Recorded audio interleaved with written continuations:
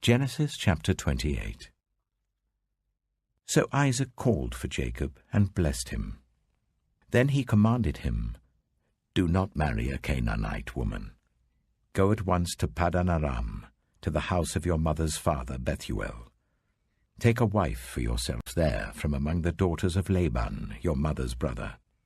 May God Almighty bless you and make you fruitful and increase your numbers, until you become a community of peoples. May he give you and your descendants the blessing given to Abraham, so that you may take possession of the land where you now reside as a foreigner, the land God gave to Abraham." Then Isaac sent Jacob on his way, and he went to Paddan Aram, to Laban son of Bethuel the Aramean, the brother of Rebekah, who was the mother of Jacob and Esau.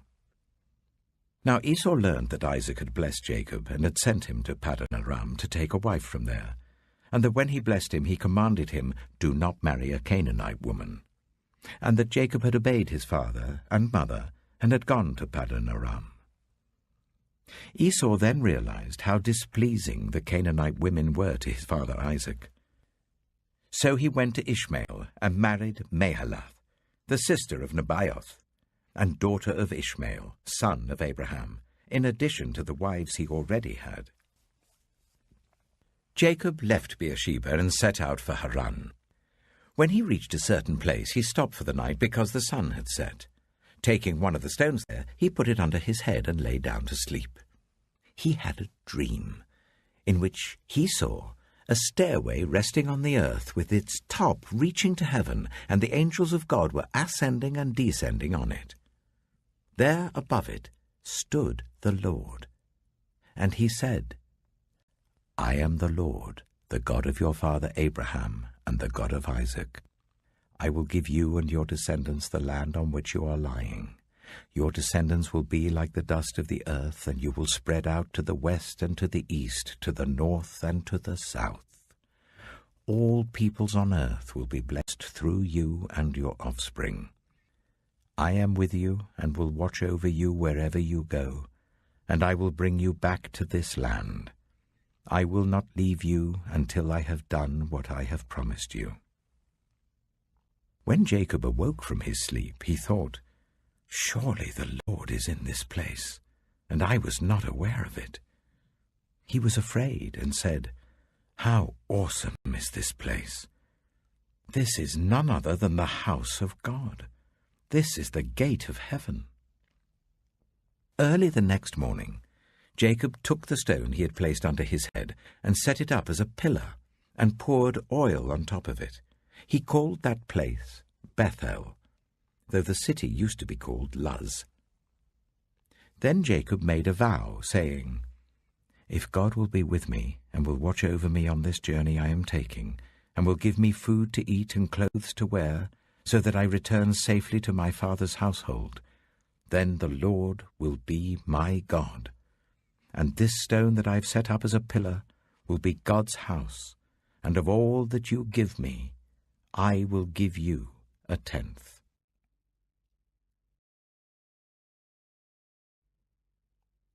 Genesis chapter 29.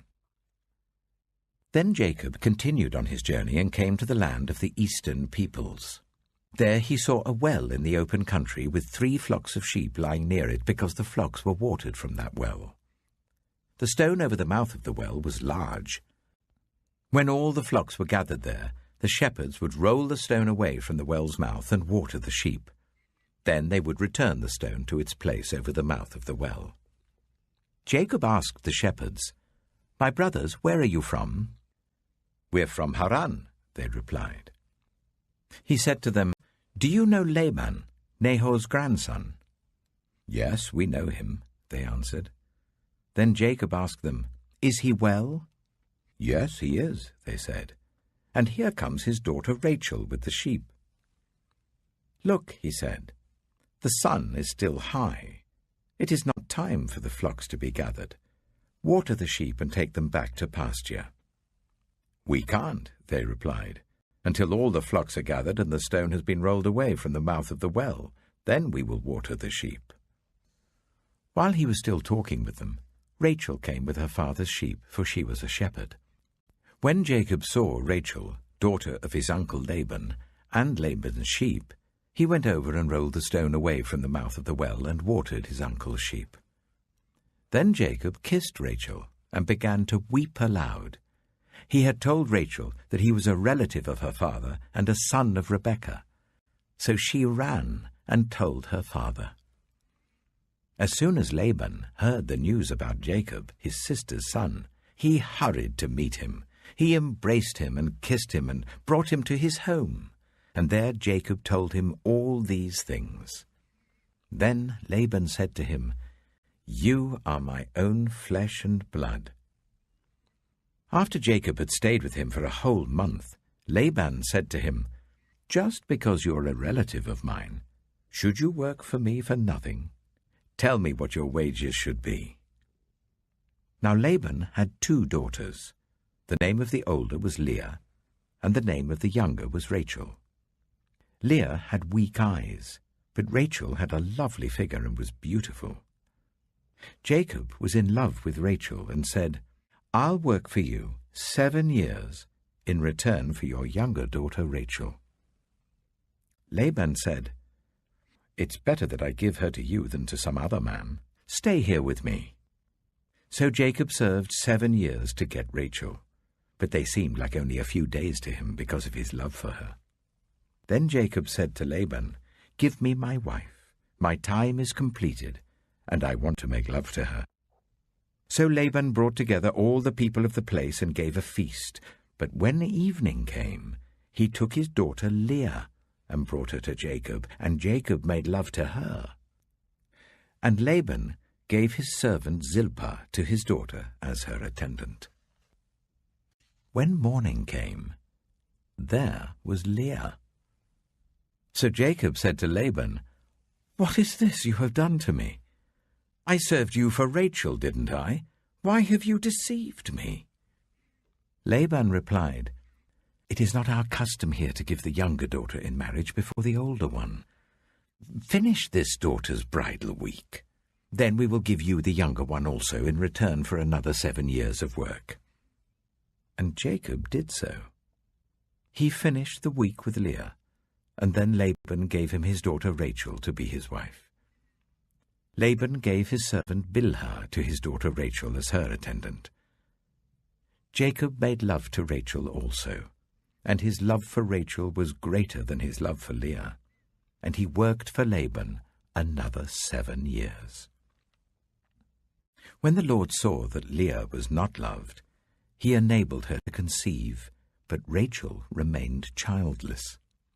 Leah became pregnant and gave birth to a son. She named him Reuben, for she said, "It is because the Lord has seen my misery. Surely my husband will love me now." She conceived again, and when she gave birth to a son, she said, "Because the Lord heard that I am not loved, he gave me this one too." So she named him Simeon. Again she conceived, and when she gave birth to a son, she said, "Now at last my husband will become attached to me, because I have borne him 3 sons." So he was named Levi. She conceived again, and when she gave birth to a son, she said, "This time I will praise the Lord." So she named him Judah. Then she stopped having children.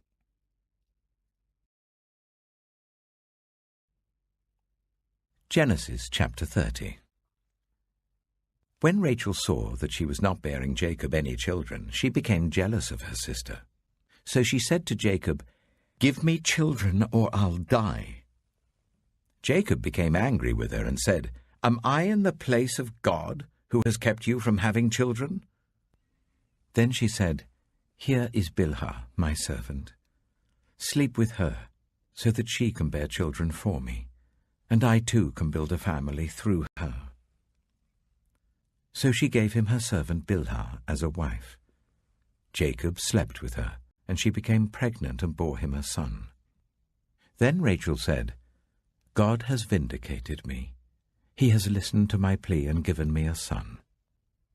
Because of this, she named him Dan. Rachel's servant Bilhah conceived again and bore Jacob a second son. Then Rachel said, "I have had a great struggle with my sister, and I have won." So she named him Naphtali.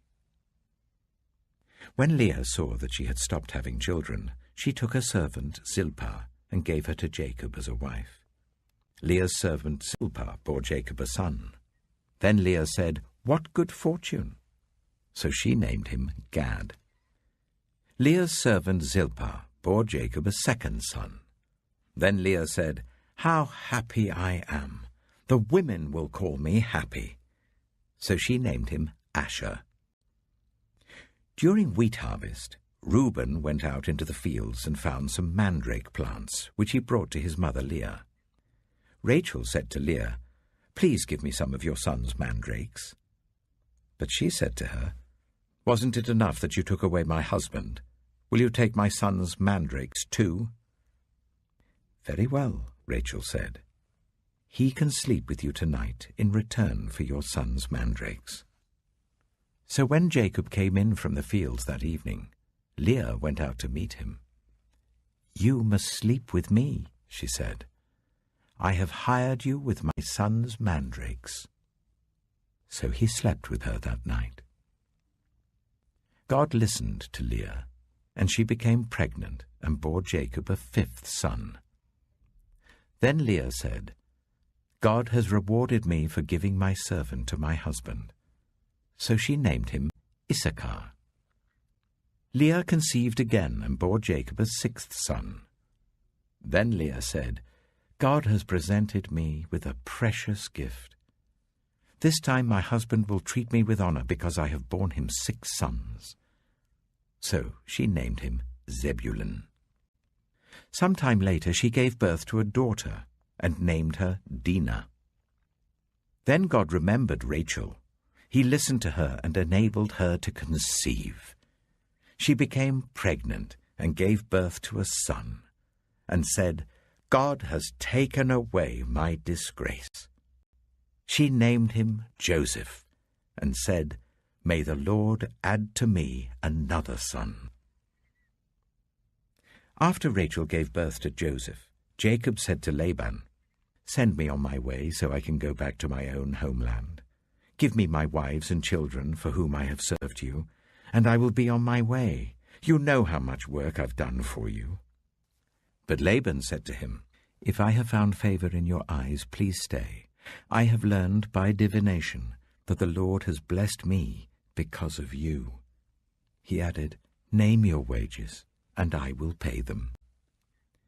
Jacob said to him, "You know how I have worked for you, and how your livestock has fared under my care. The little you had before I came has increased greatly, and the Lord has blessed you wherever I have been. But now, when may I do something for my own household?" "What shall I give you?" he asked. "Don't give me anything," Jacob replied. "But if you will do this one thing for me, I will go on tending your flocks and watching over them. Let me go through all your flocks today and remove from them every speckled or spotted sheep, every dark-colored lamb, and every spotted or speckled goat. They will be my wages, and my honesty will testify for me in the future, whenever you check on the wages you have paid me. Any goat in my possession that is not speckled or spotted, or any lamb that is not dark-colored, will be considered stolen." "Agreed," said Laban. "Let it be as you have said." That same day he removed all the male goats that were streaked or spotted, and all the speckled or spotted female goats, all that had white on them, and all the dark-colored lambs, and he placed them in the care of his sons. Then he put a 3-day journey between himself and Jacob, while Jacob continued to tend the rest of Laban's flocks. Jacob, however, took fresh-cut branches from poplar, almond, and plane trees, and made white stripes on them by peeling the bark and exposing the white inner wood of the branches. Then he placed the peeled branches in all the watering troughs, so that they would be directly in front of the flocks when they came to drink. When the flocks were in heat and came to drink, they mated in front of the branches. And they bore young that were streaked or speckled or spotted. Jacob set apart the young of the flock by themselves, but made the rest face the streaked and dark-coloured animals that belonged to Laban. Thus he made separate flocks for himself, and did not put them with Laban's animals. Whenever the stronger females were in heat, Jacob would place the branches in the troughs in front of the animals, so that they would mate near the branches. But if the animals were weak, he would not place them there. So the weak animals went to Laban, and the strong ones went to Jacob. In this way the man grew exceedingly prosperous, and came to own large flocks and female and male servants, and camels and donkeys.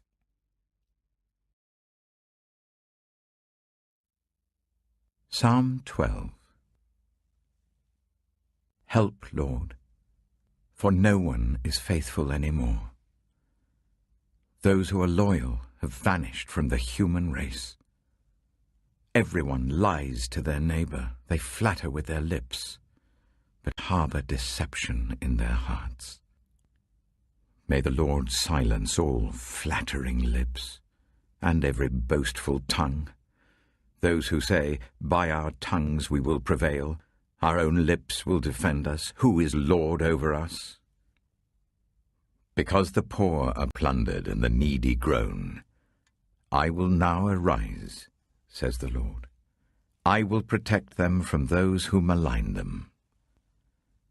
And the words of the Lord are flawless, like silver purified in a crucible, like gold refined 7 times. You, Lord, will keep the needy safe, and will protect us forever from the wicked, who freely strut about, when what is vile is honoured by the human race.